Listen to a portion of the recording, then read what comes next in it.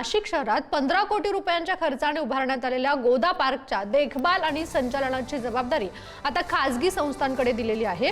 नाशिक महानगरपालिकेकडे पुरेसा मनुष्यबळाचा अभाव असल्याने हा निर्णय घेण्यात आलाय। पुढील 5 वर्षांसाठी गोदा पार्क आउटसोर्सिंगवर देण्यात येणार असून महापालिकेला दरमहा लाखो रुपयांचा खर्च करावा लागणार आहे। उद्यान विभागाने यासाठी निविदा प्रक्रिया सुरू केली असून लवकरच या पार्कचे संचालन खासगी संस्थेकडे दिले जाईल।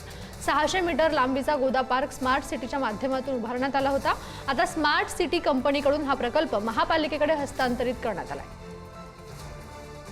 नाशिकच्या स्मार्ट सिटीच्या माध्यमातून तयार करण्यात आलेलं गोदा पार्क लवकरच नाशिककरांच्या सेवेसाठी खुलं होणार आहे। नाशिकच्या पर्यटनाचं आकर्षण असं ठरणारं हे गोदा पार्क गेल्या काही दिवसांपासून बंद अवस्थेत होतं। नाशिक महानगरपालिकेकडे पुरेसं मनुष्यबळ नसल्यानं हे गोदा पार्क नाशिककरांच्या सेवेसाठी सुरू करण्यात आलेलं नव्हतं। एकूणच संचालनासाठी लागणारा जो या ठिकाणी मनुष्यबळाचा अभाव होता त्यासाठी हे संपूर्ण गोदा पार्क जे आहे ते खुलं करण्यात आलेलं नव्हतं। यामध्ये महत्त्वाची बाब म्हणजे स्मार्ट सिटीच्या माध्यमातून तयार करण्यात आलेलं हे गोदा पार्क अत्याधुनिक आहेत। स्मार्ट सिटीचा कार्यकाळ संपल्यानंतर नाशिक महानगरपालिकेकडे हे गोदा पार्क हस्तांतरित करण्यात आलं आणि त्यानंतर आता नाशिक महानगरपालिकेनं उद्यान विभागाच्या माध्यमातून याचं जे टेंडर आहे ते काढत आउटसोर्सिंगच्या माध्यमातून हा संपूर्ण जो गोदा पार्क आहे तो आता सुरू करण्याचा निर्णय घेतलेला आहे। त्याचं जे कार्यवाही आहे ती देखील पूर्ण झालेली आहे।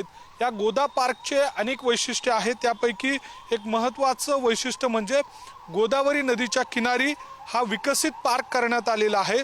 600 मीटर लांबीच्या परिसरात हे संपूर्ण उद्यान उभारण्यात आलेलं आहे। नदीकाठच्या परिसरातला जो निसर्गरम्य अनुभव आहे तो या ठिकाणी उत्तम प्रकारे घेता येणार आहे।